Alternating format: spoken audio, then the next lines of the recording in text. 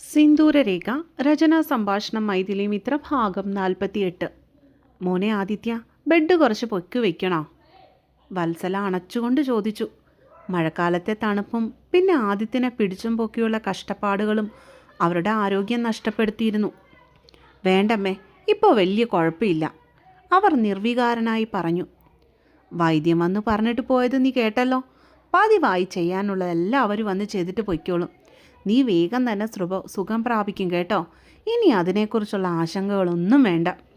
വത്സല അവൻ്റെ അരികിൽ ചെന്നിരുന്ന് മകന് ധൈര്യം പകർന്നു.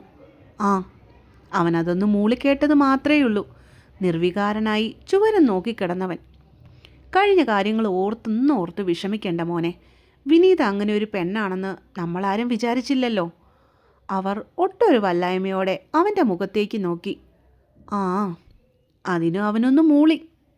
എന്തായാലും നീ ഒന്ന് കിടക്കേണ്ടി വന്നു അവളുടെ ഉള്ളിലെ വൃത്തികെട്ട സ്വഭാവം പുറത്തേക്ക് കൊണ്ടുവരാൻ. വത്സലയിൽ അവളോടുള്ള ദേഷ്യം കൂടി. അമ്മേ. വത്സലയുടെ സംസാരം നിൽക്കുന്നില്ലെന്ന് കണ്ടതും അവൻ അവരെ പതിയെ വിളിച്ചു. എനിക്കാരോടും ഒരു ദേഷ്യവും പകയും ഒന്നുമില്ലമ്മേ. നടുവും തളർന്ന് കിടപ്പിലായ ഒരുവൻ്റെ ഭാര്യാപട്ടം കെട്ടിയാടാൻ ഇന്നത്തെ കാലത്ത് ഒരു പെൺകുട്ടിയും വരില്ല. അതിനിപ്പോൾ അമ്മ അവളെ കുറ്റം പറഞ്ഞിട്ട് യാതൊരു കാര്യവുമില്ല. അവൾ ശരിയായിരുന്നു. അതവളുടെ മാത്രം ശരിയായിരുന്നു.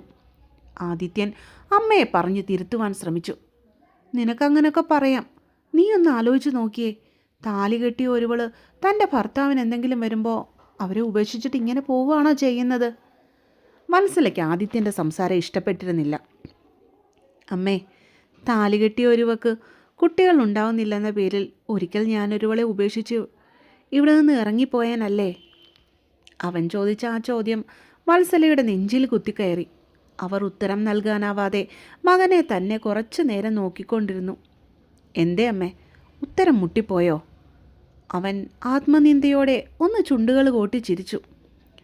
ഒന്ന് കിടന്നുപോയാൽ അറിയാം ആരൊക്കെ കൂടെ കാണുമെന്നും ആരൊക്കെ നമ്മളെ സ്നേഹിക്കുമെന്നും. സ്വന്തം സുഖത്തിനു വേണ്ടി താലി കെട്ടിയോളെ വഞ്ചിച്ചതിൻ്റെ ശിക്ഷയായിരിക്കും ദൈവം ഇപ്പോൾ എനിക്കിങ്ങനെ തന്നിരിക്കുന്നത്. ഒരു തരത്തിൽ പറഞ്ഞാൽ ഞാനിത് അനുഭവിക്കുക തന്നെ വേണം. വാളെടുത്തവൻ വാളാലെ എന്നല്ലേ അമ്മേ? അവൻ പശ്ചാത്താപത്തോടെ കണ്ണു നിറച്ചു. മോനെ, നീ അങ്ങനെയൊന്നും പറയല്ലേ. ഈ അമ്മയ്ക്കിതൊന്നും കേൾക്കാനുള്ള ശേഷിയില്ല. സംഭവിക്കേണ്ടതൊക്കെ സംഭവിച്ചു. ഇനിയിപ്പോൾ അതൊന്നും ഓർത്ത് വിഷമിച്ചിരുന്നിട്ട് കാര്യമില്ല. എനിക്കിപ്പോൾ ഒരു പ്രാർത്ഥന മാത്രമേ ഉള്ളൂ. നീ ഒന്ന് എഴുന്നേറ്റ് നടക്കണം എന്നുള്ള പ്രാർത്ഥന. എന്നിട്ട് ഒരു കല്യാണം കഴിക്കണം. വത്സല മകൻ്റെ കൈയുടെ മുകളിൽ തഴുകിക്കൊണ്ട് വിതുമ്പി. എന്നിട്ട് എന്തിനാ അമ്മേ? ഇനിയൊരു ജീവിതം എനിക്കിനി ഈ ജന്മത്തിലുണ്ടാവില്ല. അതിനുവേണ്ടി പ്രാർത്ഥിച്ചിട്ട് വെറുതെ അമ്മയുടെ സമയവും കളയണ്ട. കാരണം ഞാനിത് എനിക്ക് തന്നെ നൽകുന്ന ശിക്ഷയാണ്. സ്വയം പുച്ഛിച്ചുകൊണ്ട് ആദിത്യൻ ചിരിച്ചു. വത്സല ഒരു നോവോടെ അത് നോക്കിയിരുന്നു. മാറി. അവൾ പതുങ്ങനെ വിറച്ചുകൊണ്ട് പറഞ്ഞു. തണുക്കുന്നോ? അവളെ പുണർന്നുകൊണ്ട് നിൽക്കുമ്പോൾ പെണ്ണിൻ്റെ വിറയ്ക്കുന്ന ചുണ്ടുകളിലേക്ക് മാത്രമായിരുന്നു അവൻ്റെ നോട്ടം പോയത്. ആ, കുളത്തിലെ വെള്ളത്തിൻ്റെ തണുപ്പിൽ അവളുടെ മൂളിച്ചയുടെ ശബ്ദം പോലും വിറകൊണ്ടു. മീര. അവളുടെ നനഞ്ഞൊട്ടിയ വസ്ത്രങ്ങളിൽ കൂടി ദൃശ്യമാകുന്ന പെണ്ണിൻ്റെ ഉടലഴകുകൾ അവൻ്റെ കണ്ണുകളിൽ പ്രണയത്തിനപ്പുറമുള്ള എന്തിനോ വേണ്ടി ദാഹിച്ചു. ആ, പതിവ് പോലെ മീര അപ്പോഴും മൂളി. തണുപ്പ് മാറ്റിത്തരട്ടെ ഞാൻ? വികാരവായ്പോടെ മീരയുടെ കുഞ്ഞുമുഖം കൈക്കുമ്പിളിൽ കോരിയെടുത്തുകൊണ്ട് പപ്പൻ ചോദിച്ചു. മീര പൊടുന്നനെ അവൻ്റെ കണ്ണുകളിലേക്ക് പിടപ്പോടെ നോക്കി. തരട്ടെ? വലങ്കയുടെ പെരുവിരലിനാൽ പെണ്ണിൻ്റെ ആദരങ്ങളെ അവൻ പതുക്കെ ഞെരടി. അവൾക്കൊട്ടും വേദനിക്കാത്ത രീതിയിൽ. പാതി പിടർത്തി അവളുടെ ചുണ്ടുകളിൽ തൻ്റെ ചൊടികൾ ചേർക്കുമ്പോൾ മീരയുടെ ശരീരം പൊള്ളിപ്പിടയുന്നത് അവൻ അറിയാൻ കഴിയുന്നുണ്ടായിരുന്നു. മീര. ഒരു ചിത്രശലഭത്തിനെ പോലെ അവളുടെ ചൊടികളുടെ തേൻ അവൻ ഉണ്ണാൻ തുടങ്ങി, കൊതി തീരുവോളം. പൂവിൻ്റെ ദളങ്ങളുടെ മൃദുലത ആസ്വദിച്ചുകൊണ്ട് അവൻ അവയെ നുണഞ്ഞുകൊണ്ടിരുന്നു.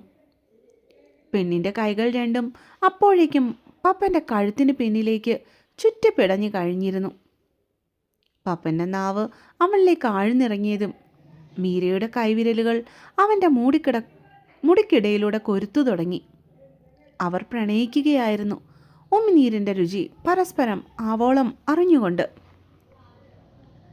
സുഖത്തിൻ്റെ ആലസ്യത്തിൽ അവൻ സ്വയം മറന്നതും പപ്പൻ്റെ വലങ്കൈ മീരയുടെ ചുരിദാറിൻ്റെ വിടവിലൂടെ ഒരു കള്ളനെ പോലെ അവളുടെ ഉള്ളിലേക്ക് പാത തീർത്തിരുന്നു. പപ്പേട്ട. അവൻ്റെ വിരൽ സ്പർശം ഏറ്റിടങ്ങൾ മീരയ്ക്ക് തീ പോലെ പൊള്ളിപ്പിടഞ്ഞു. ആ, അവനൊന്ന് മൂളിക്കേട്ടു.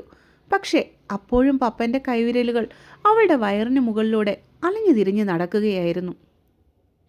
അവളിൽ നിന്നും കുറുകലുകൾ ഉയർന്നതും പപ്പനിൽ അതൊരാവേശം നിറച്ചു. മീര. അവളെ ഇറുക്കിപ്പുണർന്നുകൊണ്ടവൻ മുഖം പെണ്ണിൻ്റെ കഴുത്തിടിലേക്ക് പൂഴ്ത്തി അവിടെ ഉമിനീര് കൊണ്ട് നനവ് പടർത്തി. അവൻ്റെ ചുണ്ടുകൾ പെണ്ണിൻ്റെ ചെവിയും കഴിഞ്ഞ് തൊണ്ടക്കുഴിയിൽ വിശ്രമിച്ചപ്പോൾ ജീവൻ പറയുന്നത് പോലെ തോന്നി മീരയ്ക്ക്. അവൾ ഒരു കുറുകലോടെ തല പിന്നോട്ടേക്കാക്കി. ശേഷം പപ്പൻ്റെ മുഖത്തെ തൻ്റെ കഴുത്തിടുക്കിലേക്ക് അമർത്തി പിടിച്ചു. കുളത്തിലെ അസഹനീയമായ തണുപ്പിലും ഇരുവരുടെയും ശരീരങ്ങൾ ചൂടുപിടിച്ചിരുന്നു. കുറുകലുകളും ഉച്ചത്തിലുള്ള നിശ്വാസങ്ങളും അവിടെ അലയടിച്ചു. അവരുടെ പ്രണയം കാണാനാവാതെ വെള്ളപ്പരപ്പിന് മുകളിൽ തട്ടിവരുന്ന തണുപ്പുള്ള കാറ്റുപോലും അവരെ പുൽകാതെ അകന്നു മാറിപ്പോയി. പൊടുന്നനെ അവൾ പപ്പൻ്റെ കൈകളിൽ നിന്ന് ഉയർന്നു പൊങ്ങി. അപ്പോഴും അവളുടെ ഇരു കൈകളും കൂട്ടിപ്പിണച്ച് പപ്പൻ്റെ കഴുത്തിൽ മുറുക്ക പിടിച്ചിട്ടുണ്ടായിരുന്നു. തമ്മിലുള്ള നോട്ടങ്ങൾ പോലും അകലാതെ പപ്പൻ അവനെയും കൊണ്ട് പടികൾ കയറി. അവളൊരു ചുവന്നു തൊടുത്ത പനിനീർ പുഷ്പം പോലെ അവൻ്റെ കൈകളിൽ വിവശയായി കടന്നു. അവർ നേരെ കയറി ചെന്നത് മറപ്പുരയിലേക്കായിരുന്നു. മീരയും കൊണ്ട് ഉള്ളിലേക്ക് കയറുന്നതിന് ശേഷം അവൻ പിൻവാതിൽ കൊണ്ട് മുറിയുടെ വാതിൽ തള്ളി അടച്ചു. തറയിൽ വിരിച്ചിരിക്കുന്ന പായ്ക്ക് മുകളിൽ പെണ്ണിനെ ശ്രദ്ധയോടെ കിടത്തുമ്പോൾ അവനിലെ ചൂടുപിടിച്ച വികാരങ്ങൾ പുറത്തേക്ക് വരുവാനായി വെമ്പൽ കൊണ്ടു. പപ്പൻ അവളുടെ ചുരിദാർ മുകളിലേക്ക് ഊരിമാറ്റി. കൂടെ അവളിലെ മറയും. നാണത്തോടെ മീര അവളുടെ കൈകൾ പിണച്ചുകൊണ്ട് മറയ്ക്കുവാൻ ശ്രമിച്ചു. പക്ഷെ പപ്പൻ്റെ കൈകൾ അവളെ തടഞ്ഞിരുന്നു. ഗ്ലാസ് ഷെയ്ഡിൽ കൂടി മുറിയിലേക്ക് അരിച്ചിറങ്ങുന്ന സൂര്യപ്രകാശം അപ്പോൾ മീരയുടെ അണിയുടെ മുകളിൽ പ്രതിഫലിച്ചു. അവൾക്ക് ചുറ്റുമുള്ള ചെമ്പൻ രോമങ്ങൾ ആ പ്രകാശത്തിൽ ഒന്നും കൂടെ തിളങ്ങി നിന്നു. മീര. അവന് സ്വയം നിയന്ത്രിക്കാൻ കഴിഞ്ഞില്ല.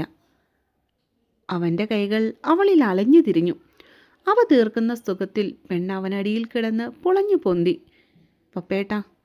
അവളിൽ നിന്ന് അവൻ്റെ പേര് വികാരത്തോടെ പുറത്തേക്ക് തെറിച്ചു.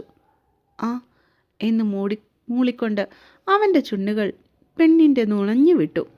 അവൾക്ക് സഹിക്കാൻ പറ്റുന്നുണ്ടായിരുന്നില്ല. അവൻ്റെ മുഖത്തെ മീര അവളുടെ നെഞ്ചിലേക്ക് ഒന്നും കൂടി അമർത്തി പിടിച്ചു. കാലിലെ പെരുവിരൽ അവൾ മുകളിലേക്ക് പൊന്തിച്ചു. ഇതുവരെയും അനുഭവിക്കാത്തൊരു സുഖത്തിൻ്റെ അനുഭൂതിയിൽ അവൻ്റെ കയ്യും പിടിച്ച് ഒരു പറുദീസ താണ്ടുകയായിരുന്നു അവൾ. അവരൊരു യാത്രയിലായിരുന്നു.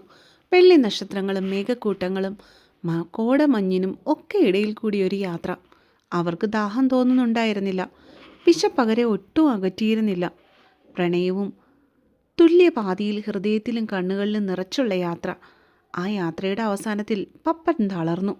അവൻ്റെ നാവിൽ നിന്നും മീര എന്നുള്ള പേര് മാത്രം ഉച്ചത്തിൽ പുറത്തേക്ക് തെറിച്ചു. ഒടുവിൽ വിയർപ്പ് തുള്ളികൾ ഒഴുകിയിറങ്ങിയ ശരീരവുമായി അവൻ മീരയുടെ മാറിൽ തന്നെ തളർന്നു വീണു.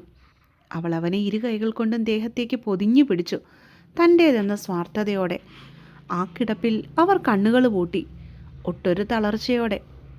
മീര. എപ്പോഴോ ഉറക്കം തെളിഞ്ഞപ്പോഴാണ് പപ്പൻ കണ്ണു തുറന്നും ചുറ്റും നോക്കിയത്. പൊടുന്നനെ അവൻ്റെ നോട്ടം പോയത് മറപ്പുരയിൽ താൻ എപ്പോഴോ ഉണങ്ങാനിട്ട് ഒരു കാവിമുണ്ടും പുതച്ച് സുഖമായി ഉറങ്ങുന്ന മീരയുടെ മുഖത്തേക്കാണ്. കുറച്ചുനേരം അവൻ അവളെ കണ്ണിമ വെട്ടാതെ നോക്കിക്കടന്നു. ശേഷം വാതിലിന് മുകളിൽ മീര കൊണ്ടുവന്നിട്ട കാവിമുണ്ടെടുത്ത് പപ്പൻ ചുറ്റി. ശേഷം വീണ്ടും അവളുടെ അരികിലേക്കായി ചെന്ന് കിടന്നു. സർവം മറന്ന് കിടന്നുറങ്ങുന്നവളെ വിളിച്ചുണർത്താൻ അവന് തോന്നിയില്ല എങ്കിലും ആരെങ്കിലും വന്നു കണ്ടാൽ മോശമാണെന്നുള്ള ബോധ്യമുള്ളതുകൊണ്ട് മാത്രം അവൻ അവളെ തട്ടി വിളിച്ചു. മീര. 2 വട്ടം തട്ടിയപ്പോഴാണ് അവൾ പതിയെ കണ്ണ് ചിമ്മിക്കൊണ്ട് തുറന്നത്. അരികിലിരിക്കുന്ന പപ്പനെ കണ്ട് പുഞ്ചിരി ഒഴിച്ച പെണ്ണിൻ്റെ മുഖം പൊടുന്നനെ സ്വന്തം ശരീരത്തിലേക്ക് നോക്കിയപ്പോഴേക്കും നാണത്തോടെ കുനിഞ്ഞു. ഇനി എന്തിനാ പെണ്ണെ ഈ നാണം? നീ ഇപ്പോൾ എൻ്റേതായില്ലേ? അവളോട് ചേർന്ന് കിടന്നുകൊണ്ട് പപ്പൻ മന്ത്രിച്ചു. പപ്പേട്ട, ഞാൻ എങ്ങനെ വീട്ടിലേക്ക് പോകും? ഭീതിയോടെ അവൾ ചോദിച്ചത് കേട്ടതും അവൻ കണ്ണ് ചിമ്മി ഒന്ന് ചിരിച്ചു കാട്ടി. ഞാനില്ലേ എന്ന അർത്ഥത്തിൽ. Good morning sir. പുതുതായി വന്ന മാനേജറിൻ്റെ ക്യാബിനിൽ കയറി അവൾ വിഷ് ചെയ്യുമ്പോൾ ടേബിളിന് മുകളിൽ നിന്ന് ലാപ്ടോപ്പിൽ എന്തോ പണി ചെയ്തുകൊണ്ടിരുന്ന ഡേവിഡ് അവളെ മുഖമുയർത്തി നോക്കി. ആഹാ, ഇതാര്? വിനീതയോ? ഗുഡ് മോർണിംഗ്, വായോ വാ. ഡേവിഡും തിരിച്ചു വിഷ് ചെയ്തു. എന്താണ് സർ, കാണണമെന്ന് പറഞ്ഞത്? അവൾ ഒട്ടൊരു നാണത്തോടുകൂടി ചോദിച്ചു. എന്തേ, എനിക്കൊന്ന് കാണാൻ പാടില്ലേ? ആ? അയാളുടെ ചുണ്ടിൽ ഒരു ചിരി വിടർന്നു. അയ്യോ, അങ്ങനെയല്ല സർ, വർക്ക് റിലേറ്റഡായിട്ടുള്ള എന്തെങ്കിലും കാര്യമാണോ എന്നറിയാൻ വേണ്ടിയായിരുന്നു.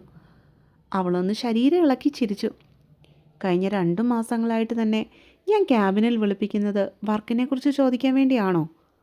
അയാളും പരിഭവിച്ചുകൊണ്ട് തിരിച്ചു ചോദിച്ചു. അയ്യോ, അങ്ങനെയല്ല സർ. വിനീത, ഞാൻ കാര്യത്തിലേക്ക് കടക്കാം. തമ്മിലുള്ള റിലേഷൻഷിപ്പ് ഞാൻ വീട്ടിൽ വന്നു പറഞ്ഞു. എൻ്റെ പപ്പയ്ക്കും മമ്മയ്ക്കും ഇക്കാര്യത്തിൽ വലിയ എതിർപ്പൊന്നുമില്ല. മാത്രമല്ല, മതമൊന്നും ഒരു പ്രശ്നമല്ല എന്നാണ് അവർ പറയുന്നത്. ഞാൻ ഇഷ്ടപ്പെടുന്ന ഏത് പെൺകുട്ടിയെയും കൈപിടിച്ച് വീട്ടിലേക്ക് കയറ്റുമെന്നാണ് അവർ പറയുന്നത്. അതുകൊണ്ട് സ്ട്രെയിറ്റ് ഫോർവേഡായിട്ട് ചോദിക്കുക, എന്താണ് വിനീതയുടെ അഭിപ്രായം? ഡേവിഡ് പതിയെ കസേരയിൽ നിന്ന് എഴുന്നേറ്റ് അവൾക്കരികിലേക്ക് ചെന്നു. എനിക്ക് സമ്മതമാണ് സാർ, ഒത്തിരി സമ്മതമാണ്. അപ്പോൾ പിന്നെ എങ്ങനെയാണ് കാര്യങ്ങൾ? ഈ സന്തോഷം നമുക്കൊന്ന് ആഘോഷിക്കണ്ടേ? അവളുടെ നടുവിൽ പിടിച്ച് വലിച്ച ദേഹത്തേക്ക് ചേർത്ത് നിർത്തിക്കൊണ്ട് ഡേവിഡ് അവളുടെ ചുണ്ടിൽ മുത്തിക്കൊണ്ട് ചോദിച്ചു. പിന്നെ വേണം എങ്കിൽ ഇത്തവണ നിനക്കൊരു സർപ്രൈസ്. അവൻ അവളുടെ ചുണ്ടുകളെ വലിച്ചെടുത്തുകൊണ്ട് കണ്ണും ചിമ്മി കാട്ടി. ആ, എന്താണെന്ന് ചോദിക്കുവാൻ വായ തുറക്കുവാൻ അവൾക്ക് കഴിഞ്ഞില്ലേ എന്ന് വേണം പറയുവാൻ. നമ്മൾ നെക്സ്റ്റ് വീക്ക് പറക്കുന്നു സ്വീറ്റ് ഹാർട്ട്, ഗോവയിലേക്ക്. അവനവളുടെ ചൊടികളിൽ നിന്ന് അടർന്നു മാറിയിട്ട് ആ മുഖത്തേക്ക് നോക്കി പൊട്ടിച്ചിരിച്ചു. റിയലി? വിനീതയുടെ കണ്ണുകൾ അത്ഭുതം കൊണ്ട് മിഴിഞ്ഞു. പിന്നല്ലാതെ, 2 ദിവസം നീ ഞാനുമുള്ള മാത്രമുള്ള ലോകം. കല്യാണത്തിന് മുൻപുള്ള നമ്മളുടെ അവസാനത്തെ കൂടിച്ചേരൽ. എന്തു പറയുന്നു എൻ്റെ പെണ്ണ്? അവളുടെ കണ്ണിലേക്ക് നോക്കി അവനൊട്ടൊരു ചിരിച്ചിരിച്ചു. സാറ് വിളിച്ചാൽ ഞാൻ എവിടെ വേണമെങ്കിലും വരില്ലേ? എന്തേ, ഞാൻ ഇതുവരെയും കൂടെ വന്നിട്ടില്ലേ? അവൾ നാണത്തോടെ തലകുനിച്ചു. എഴുന്നേറ്റിരിക്കുമ്പോൾ ബുദ്ധിമുട്ട് തോന്നുന്നുണ്ടോ മോനെ? വത്സല മകനോട് ചോദിച്ചു. 5-6 മാസം കൊണ്ട് എല്ലും തോലും പിടിച്ച് ഒരു അസ്ഥിപഞ്ജരമായി മാറിയിരുന്നവൻ. പണ്ടത്തെ ആദിത്യൻ്റെ ഒരു രൂപവും അവനില്ലായിരുന്നു താനും. ഇല്ലമ്മേ, ആദിത്യൻ പുഞ്ചിരിച്ചു. നീ എന്തുണ്ടെങ്കിലും കുഴപ്പമില്ലെന്നാ പറയുന്നേ. എന്തെങ്കിലും ഉണ്ടെങ്കിൽ ഇവരോട് പറയണം. അന്നത്തെ ഒഴിച്ചിലും പിഴിച്ചിലും കഴിഞ്ഞു പോകുവാനായി നിൽക്കുന്ന വൈദ്യൻ്റെ ആൾക്കാരെ ചൂണ്ടിക്കാട്ടി അവർ നിർദ്ദേശിച്ചു. ഇപ്പോൾ എനിക്ക് നല്ല ഭേദമുണ്ട് അമ്മേ. അവൻ വീണ്ടും അതാണ് ആവർത്തിച്ചത്. എന്നാ കുഴപ്പമില്ല. വത്സല ആ മുറിയിൽ കിടക്കുന്ന ഒരു കസേരയിലേക്കായി അവശതയോടെ ഇരുന്നു. അദ്ദേഹത്തിൻ്റെ കാലിലെയും കയ്യിലെയും പൊട്ടലും ഒക്കെ ഒരുവിധം മാറിയിട്ടുണ്ട്. നടുവിൻ്റേതാണ് ഇനി ബാക്കിയുള്ളത്. അത് മാറാൻ കുറേയേറെ നാളുകൾ എടുക്കുമെന്നാണ് ഞങ്ങളുടെ ഗുരു പറഞ്ഞിരിക്കുന്നത്. ചിലപ്പോൾ ഇദ്ദേഹത്തെ കൂടുതൽ ചികിത്സയ്ക്കായി ആശ്രമത്തിലേക്ക് മാറ്റേണ്ടി വരും. അയാൾ വത്സലയോട് പറഞ്ഞു. എവിടെ കൊണ്ടുവന്ന് വേണമെങ്കിലും ചികിത്സിപ്പിക്കാം. എൻ്റെ മകനൊന്ന് എഴുന്നേറ്റ് കണ്ടാൽ മതി എനിക്ക്. അവർ പ്രതീക്ഷയോടെ പറഞ്ഞു. എങ്കിൽ ഗുരു വിളിക്കുമ്പോൾ പറഞ്ഞേക്ക്, ഞങ്ങൾ ഇറങ്ങുന്നു. മരുന്നുകൾ കുറിച്ച് മാറ്റി എഴുതിയിട്ടുണ്ട്. അതൊക്കെ വാങ്ങിച്ച് പറഞ്ഞ സമയത്തിന് കൊടുത്തുകൊണ്ടിരിക്കണം. 1/2 മണിക്കൂർ കൂടി ഇങ്ങനെ ഇരുത്തിയിട്ട് രോഗിയെ കട്ടിലേക്ക് കിടത്തിക്കോളൂ. അതും പറഞ്ഞ് ഓർമ്മിപ്പിച്ച് വൈദ്യരുടെ സഹായി അവിടെ നിന്ന് ഇറങ്ങിപ്പോയി. വത്സല നന്ദിയോടെ അയാളെ നോക്കി. എന്തിനാമേ വെറുതെ കാശൊക്കെ കളയുന്നേ? ഇപ്പോൾ തന്നെ എത്ര രൂപയാണ് എനിക്ക് വേണ്ടി ചിലവാക്കുന്നത്? എൻ്റെ ഈ നടുവ് ഈ ജന്മത്ത് ശരിയാവുമെന്ന് എനിക്കറിയില്ല. ആദിത്യൻ ശാന്തമായി പുഞ്ചിരിച്ചുകൊണ്ട് പറഞ്ഞു. ആദിത്യ, നീ രാവിലെ തന്നെ എൻ്റെ വായിൽ നിന്നൊന്നും കേൾക്കല്ലേ. നീ ഒന്ന് നടന്നു കാണുവാൻ നേരാത്ത നേർച്ചകളില്ല, കഴിക്കാത്ത വഴിപാടുകളില്ല. ആ എന്നോടാണോ നീ ഇങ്ങനെ പറയുന്നത്? അവരവനോട് ദേഷ്യപ്പെട്ടു. അച്ഛൻ ഇപ്പോൾ തന്നെ എനിക്ക് വേണ്ടി എത്ര ആയിരങ്ങളാണ് മുടക്കിയെന്ന് എനിക്കറിയില്ല. അദ്ദേഹത്തിൻ്റെ മനസ്സിൽ ഇപ്പോഴും നന്മയുള്ളതുകൊണ്ട് എന്നെ ഈ വീട്ടിൽ കയറ്റി താമസിപ്പിച്ച് എനിക്ക് വേണ്ടി എല്ലാം ചെയ്തു തരുന്നു. അപ്പോൾ അച്ഛൻ്റെ അഭിപ്രായം കൂടി ഇക്കാര്യത്തെ അറിയുന്നത് നല്ലതല്ലേ അമ്മേ? അവൻ നിസ്സഹായതയോടെ അവരെ നോക്കി. ആ, ഞാൻ നിൻ്റെ അച്ഛനോട് ചോദിക്കാം. വേണമെങ്കിൽ അദ്ദേഹത്തിൻ്റെ കാല് വരെ ഞാൻ പിടിക്കാം. എന്നാലും സാരമില്ല, എനിക്കും വയ്യാണ്ടായിരിക്കുന്നു. ഞാനിനി എത്ര നാളത്തേക്കാ? ഞാനുള്ളിടത്തോളം കാലം നിന്നെ നോക്കും. എൻ്റെ കാലശേഷം ഇത്തിരി കഞ്ഞിയും വെള്ളവും തരാൻ നിനക്കാരാണ് ഒരു തുണയുള്ളത്? അതുകൊണ്ടാണ് അമ്മ ഈ പറയുന്നത്, എത്രയും പെട്ടെന്ന് നീ എഴുന്നേറ്റ് നടക്കണമെന്ന്. അത് പറയുമ്പോൾ അവരുടെ കണ്ണുകൾ നിറഞ്ഞിരുന്നു. ശേഷം അവരവിടെ നിന്ന് എഴുന്നേറ്റു. അരമണിക്കൂർ കഴിഞ്ഞ് ഇവനെ ഒന്ന് എഴുന്നേൽപ്പിച്ച് കിടത്തിയേക്കണം. അവർ അവിടെ ഇരിക്കുന്ന സഹായിയോട് ആവശ്യപ്പെട്ടിട്ട് മുറിക്ക് പുറത്തേക്ക് നടന്നു. ഡൈനിങ് ടേബിളിനരികിലേക്ക് ചെന്നപ്പോൾ കണ്ടു രശ്മിക്ക് ജ്യൂസ് ഉണ്ടാക്കി കൊടുക്കുന്ന സുധാമണിയെ. അവരെ ഒന്ന് നോക്കിയിട്ട് അവർ നേരെ അടുക്കളയിലേക്ക് നടന്നു. പ്രാതലിന് വേണ്ടി ഉണ്ടാക്കി വെച്ചിരിക്കുന്ന ദോശയെടുത്ത് ഒരു പാത്രത്തിലേക്കെടുത്ത് അവരതുമായി ടേബിളിനരികിലേക്ക് പോയി. ഒരു കസേര വലിച്ചിട്ടിട്ട് അതിലേക്ക് കയറിയിരുന്നുകൊണ്ട് തനിയെ ഭക്ഷണം വാരി കഴിക്കുമ്പോൾ ജീവിതത്തിലെ ഒറ്റപ്പെടുത്തലുകൾ അവരെ വല്ലാതെ തളർത്തുന്നുണ്ടായിരുന്നു. രശ്മി, ഞാൻ ഇറങ്ങുവാണേ. നിനക്ക് പറ്റുന്നത് പോലെയൊക്കെ ഇരുന്ന് പഠിക്കണേടി. പൊടുന്നനെ ഓഫീസിലേക്ക് പോകുവാനായി ഇറങ്ങി ഒരുങ്ങിയ അനിരുദ്ധ് അങ്ങോട്ടേക്ക് ചെന്നു. ഞാൻ പഠിച്ചോളാം അനിയേട്ടാ, അവൾ ചിരിച്ചുകൊണ്ട് പറഞ്ഞു. നല്ല കുട്ടിയായിട്ട് സുധാൻ്റെ തരുന്ന ഭക്ഷണമൊക്കെ കഴിച്ച് സന്തോഷമായിട്ടിരിക്കണം കേട്ടോ. എൻ്റെ കുരുപ്പ് നിൻ്റെ വയറ്റിലുള്ള കാര്യം മനസ്സിൽ വെച്ചുകൊണ്ട് വേണം നീ എല്ലാ പണികളും ചെയ്യാൻ. അവളെ വന്നൊന്ന് പുണർന്നിട്ട് നെറുകയിലൊന്ന് മുത്തിക്കൊണ്ട് അവൻ പറഞ്ഞു. അതൊക്കെ ഞാൻ നോക്കിക്കോളാം മോനെ. എന്തായാലും 3 മാസമല്ലേ ആയിട്ടുള്ളൂ. ഇപ്പോൾ നല്ലോണം ശ്രദ്ധിക്കേണ്ട സമയമാണ്. സുധ അവളെ വാത്സല്യത്തോടെ ഒന്ന് നോക്കിക്കൊണ്ട് പുഞ്ചിരിച്ചു. അവരുടെ സന്തോഷം കണ്ണു നിറച്ച് കണ്ടതിന് ശേഷം അനിരുദ്ധ അവിടെ നിന്ന് ഇറങ്ങി. വത്സല എന്ന ഒരു മനുഷ്യസ്ത്രീ അവിടെ ഒരാൾ അങ്ങനെ ഇരിക്കുന്നുണ്ടെന്ന് പോലും ഗൗനിക്കാതെ അവരുടെ മുഖം എന്തിനോ വേണ്ടി കുനിഞ്ഞു. ദേ പപ്പേട്ട, അച്ഛൻ അപ്പുറത്തുണ്ട്, ഒന്ന് വിടോ പ്ലീസ്. കുട്ടികളെ സ്കൂളിൽ പറഞ്ഞു വിട്ടതിന് ശേഷം അടുക്കളയിൽ എന്തോ തിരക്കിട്ട പണി ചെയ്തുകൊണ്ടിരിക്കുന്ന അടുത്തേക്ക് എന്ന് പിന്നിൽ നിന്നും പുണർന്നവൻ. ഇപ്പോൾ ഇവിടെ ഉദ്ദേശമൊന്നുമില്ല. എന്തേ? അവളുടെ കഴുത്തിലേക്ക് മുഖം പൂഴ്ത്തിക്കൊണ്ട് അവൻ കട്ടായം പറഞ്ഞു. മോശമാണ് പപ്പേട്ട. പാതകത്തിലിരിക്കുന്ന സ്റ്റീൽ പാത്രത്തിൽ പിടിമുറുക്കിക്കൊണ്ട് അവളൊന്ന് ഏങ്ങിപ്പോയി. ആയിക്കോട്ടെ. ചുരിദാറിൻ്റെ സ്ലിറ്റിലൂടെ കൈ കടത്തിക്കൊണ്ട് അവളെ ഒന്നും കൂടി സ്വന്തം ദേഹത്തേക്ക് ഇറുക്ക പുണർന്നവൻ.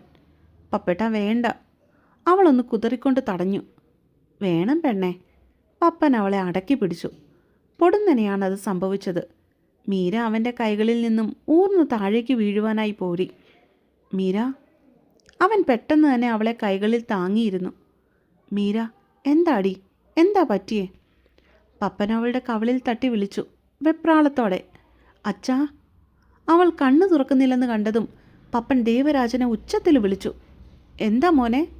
മകൻ്റെ ഉച്ചത്തിലുള്ള അലറിച്ച കേട്ടതും അയാൾ പരിഭ്രാന്തിയോടെ അങ്ങോട്ടേക്ക് ഓടിച്ചെന്നു. വണ്ടി എടുക്ക്. അവൻ ഭീതിയോടെ അലറി. അയാൾ കാറിൻ്റെ താക്കോലുമായി പുറത്തേക്ക് ഓടിച്ചെന്ന് പിൻസീറ്റിൻ്റെ ഡോർ തുറന്നിട്ടതും പപ്പൻ മീരയെ കൈകളിൽ കോരിയെടുത്തുകൊണ്ട് അങ്ങോട്ടേക്ക് ഓടിച്ചെന്ന് കഴിഞ്ഞിരുന്നു. ഒരു നിമിഷം കൊണ്ട് മീരയും കൊണ്ട് പപ്പൻ്റെ കാറ് ചന്ദ്രമംഗലം വീടിൻ്റെ ഗേറ്റും കടന്ന് ആശുപത്രി ലക്ഷ്യമാക്കി പാഞ്ഞു. ഏയ്, പേടിക്കാനുള്ള സമയമല്ലിത്, സന്തോഷിക്കാനുള്ളതാണ്. കൺസൾട്ടേഷൻ റൂമിൽ തൻ്റെ മുൻപിൽ ഭയത്തോടെ ഇരിക്കുന്ന പപ്പനെയും ദേവരാജനെയും നോക്കി ഗിരിജ ഡോക്ടർ ഒന്ന് പുഞ്ചിരിച്ചു. കൺഗ്രാറ്റ്സ് പത്മനാഭൻ, മീര ഗർഭിണിയാണ്. അത് കേട്ടത് ഒരു നിമിഷം എന്ത് ചെയ്യണം എന്ത് പറയണം എന്ന അവസ്ഥയിലായിരുന്നു അവരിരുവരും. സന്തോഷത്തിൻ്റെ പരകോടിയിൽ അവരുടെ നാവ് ചലിച്ചില്ല. പപ്പനൊന്ന് നെടുവീർപ്പെട്ടുകൊണ്ട് മുഖം കുനിച്ചിരുന്നു. ആദ്യമായി അവൻ്റെ കൈകൾ വിറച്ചു. കണ്ണിൽ നിന്ന് ആനന്ദ കണ്ണീർ കവിളിലേക്ക് ഒഴുകിയിറങ്ങി. പപ്പ. ദേവരാജ മകൻ്റെ തോളിലൊന്ന് തട്ടി. അവൻ അയാളുടെ നേരെ നോക്കി. അപ്പോഴവൻ കണ്ടു ദേവരാജൻ്റെ കണ്ണുകൾ നിറഞ്ഞിരിക്കുന്നത്.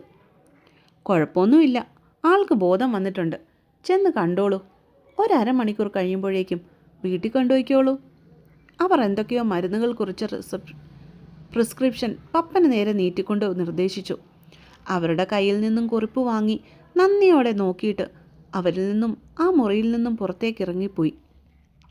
പപ്പേട്ട, നമുക്ക് കുഞ്ഞ്, ഞാൻ മച്ചിയല്ല. എമർജൻസി റൂമിലെ ബെഡിൽ കിടന്ന മീര പപ്പനെ കണ്ടതും പൊട്ടി പൊട്ടി കരഞ്ഞു. അപ്പോൾ ഇന്നത്തെ പാർട്ട് കഴിഞ്ഞു. നാളെ ഒരു പാർട്ടും കൂടി തരാം. അത് അവസാന പാർട്ടായിരിക്കും. ആ പാർട്ടോടുകൂടി സിന്ദൂരരേഖ എന്ന സ്റ്റോറി ഇവിടെ അവസാനിക്കുകയാണ്.